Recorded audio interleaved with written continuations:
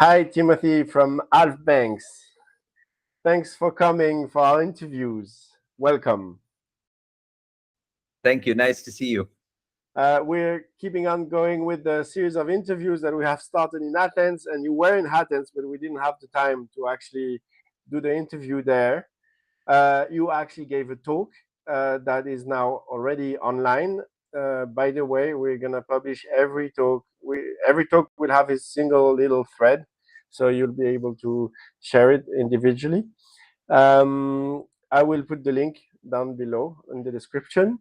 So let's start like we do. Can you tell us a bit about yourself? Who are you? Where are you, if you want? And what do you do? Sure. So my name is Timothy. I'm the founder of Alphbanx. And yeah, we're building stablecoin on the Alephium blockchain. I used to study finance, so that's my background. I used to live in Germany. And yeah, I'm in crypto since 2016 when I got invited through friends to a meetup in Switzerland. That's the first time then some of those friends actually moved to Liechtenstein. I came with them, and at the end I found out that it was actually the founders of MakerDAO raising ETH when ETH was at a few dollars. And in that moment I was confused because for me I only knew Bitcoin, so I was like, why raising funds? You know, what are smart contracts? That's the first time I came in contact with smart contracts, DeFi, and the possibilities behind that, right? And then later on, I opened a Bitcoin shop, the Bitcoin area in Stuttgart. And from then on, I connected with lots of crypto people, projects, consulted them, had ideas with them. And mainly at a later stage, I worked with a large Bitcoin ATM operator, was the largest in Europe. And yeah, from that point on, I really work with Binance as liquidity providers, many coins as Illuvium, Torchain. They all got listed at the ATMs. I had to do due diligence on those coins. So I really found out how DeFi projects are built, what's the benefit of those things or those things. And then over time, I really thought, like, why don't I build my own project instead of like seeing all the projects rise in value, rise in users, right? So I started my own project. Oh, so you've actually answered half of the questions of my interview. What's your itinerary in crypto? How did you find out about Alephium? You almost, but you stopped there. So like that. Okay, first that's a fantastic story because like it seems like you've seen a lot of very different things in crypto already. You've been around for a while, obviously, and you've touched also hardware. So that's an interesting profile. So like, okay, so how did you find out about Alephium? Yeah, so I had friends of me that were invested already in Alephium early on. So Ivan, for example, I knew him from past communities, and I talked with him and said, "What's your investments?" Right, and we discussed our investments, and then I checked all his investments, and he had a few, right, and I checked all, and then the last one was Alephium, and the other four I wasn't interested, right, I didn't like so much. And then with Alephium, I saw the team. First of all, I downloaded the desktop wallet. I saw the amazing design. I'm a design type myself, right? I love designs, and if it's very user friendly. And as well, I checked the blockchain, right? How Alephium is being built with the sharding algorithm, with the proof of less work, you know, with the security aspect behind it. And I thought, okay, that's actually a great foundation. And as well, Alephium was a very small market cap at that time. So I thought to myself, okay, you know, if I want to build something, I could do it on a big chain where a lot of VCs are, where you don't get contact with the people, right? So, and I thought like, okay, Alephium is like a 20 million market cap. It's very small but active. So I thought it's better to bring up myself through my project Alephium instead of me being a small fish in a tank full of rich people, right? So that's why I decided to move to Alephium, and yeah, it's been quite fun. Okay, so now I think it's the time that you need to tell us a little bit what Alphbanx is. Yes. What does it do? Sure. So in simple terms, Alphbanx is just like DeFi project that allows people to put collateral, and can basically mint ABD, Alphbanx dollar, a stable coin similar to MakerDAO or Liquidity. And we will introduce 4 different layers of protection to maintain the peg. The first layer is the 150% collateral ratio, which always allows the protocol to maintain over-collateralization ratio to the stablecoin. And as well, we won't only have borrowing side, so we won't only have people deposit collateral and mint stablecoin, we will also have the other side. Basically, borrowing is like leveraging, it's long positioning, over leveraging, right? And we wanted to have another side, which is shorting, and this is the auction pool. So we will offer also users the ability to deposit the stablecoin into auction pools. And what that basically means, it's if people borrow, there will be yield, 10% fees, right, to borrow interest, and 6% of that interest will go to auctioneers as an incentive to deposit ABD. And if now the price of ALF drops and people get liquidated, you can buy up that collateral for 20% cheaper. So people that don't manage their collateral properly, they will lose 20% of their collateral, because it's also important to find people that put the protocol at risk. And on the other side, the liquidity providers could arbitrage those profits. So basically, somebody puts 10,000 dollars in ABD. For 2 months, he gets his yield, 10%, 50%, 100%, depending on the total amount of borrowers, right? And the size of the pool. And once the price changes and people get liquidated, you make immediately from 10,000, you have 12,000 ALF now. So you could basically sell that again to ABD and redeposit 12,000. Now your yield increases as well. So that's the main concept of it, right? And if in the liquidity pools, there's not enough, in the auction pools, if there's not enough liquidity, we move to AMNs at 125% collateral ratio. The collateral will be sold through a DEX, immediately repaying the debt. If that's not enough, then we have a redemption option, which allows basically users always to redeem one ABD for $1 worth of ALF, even if ABD is under $1. And that works in the way that if you go to our platform, you redeem your ABD, and basically you get ALF worth 1-to-1, and you get it from other users with the lowest collateral ratio. You repay basically their debt and get their ALF. The users don't lose anything. They just have less ALF, but also less debt to repay. So there is a win-win situation for both. Of course, if you want to hold ALF in a bull run, you'll have some negative outcome, but you also have a low collateral ratio. That's why you are fine for that, right?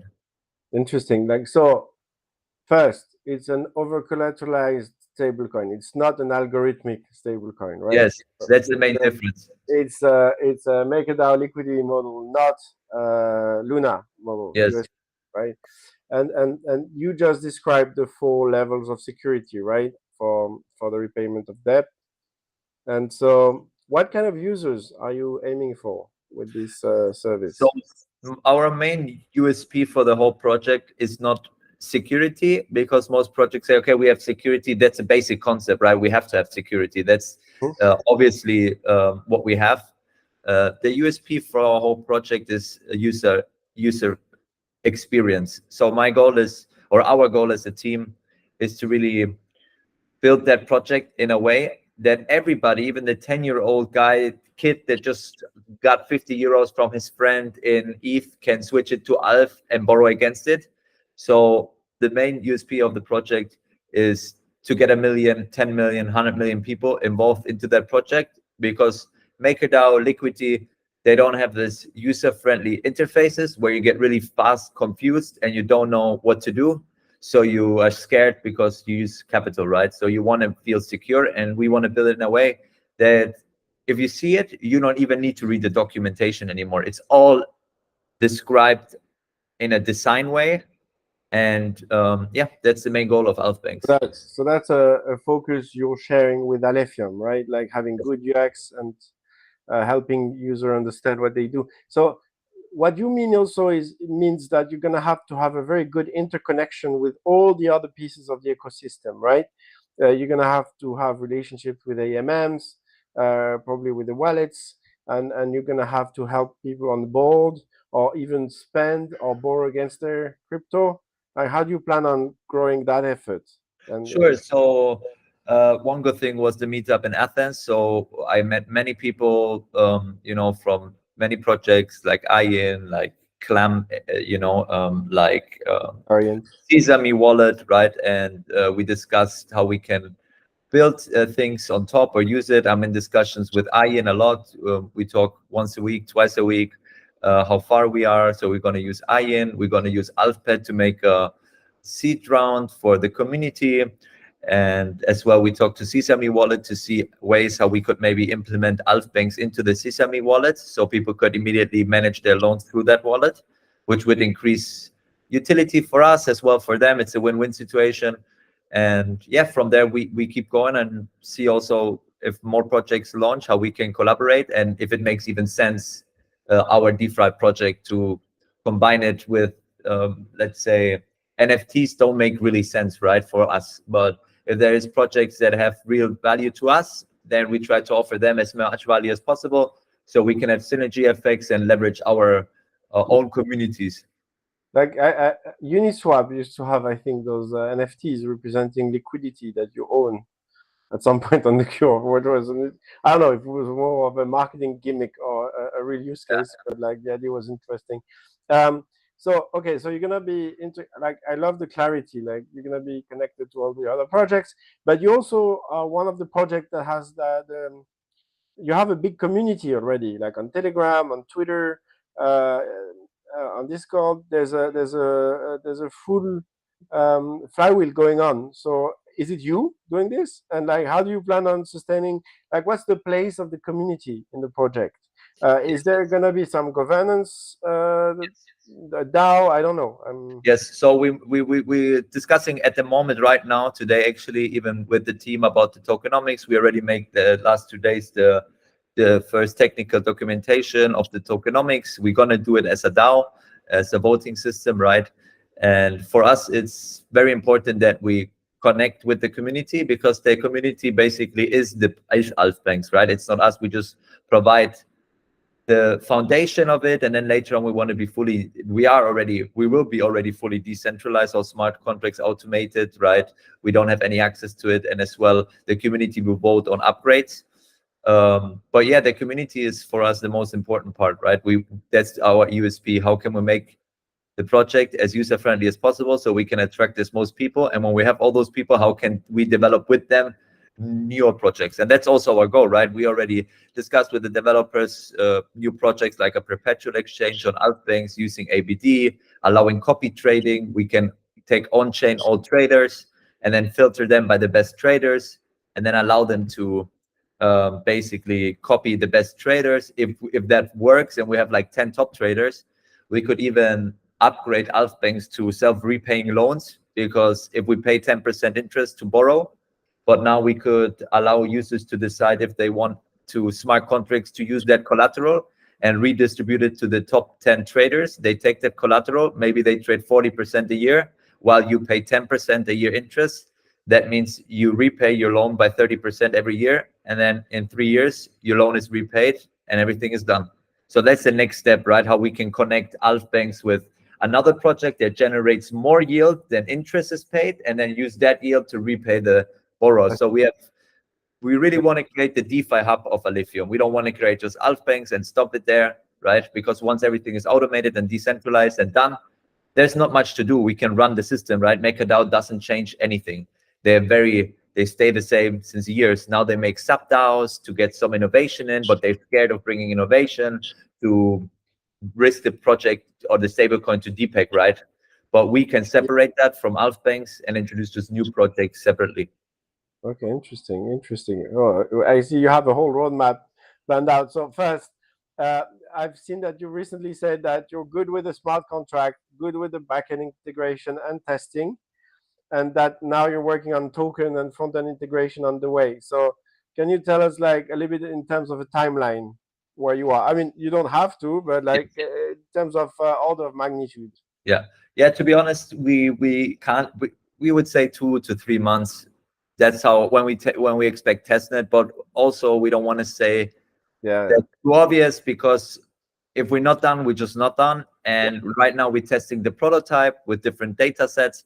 If all the data sets based on the previous analysis are right, then we don't need to change anything. Then we can straight move forward to front end. But if we test it out and there's many risks involved, right? Maybe the prototype tells us, oh, if that happens, DPEG. If that happens, DPEG. If that happens, DPEG.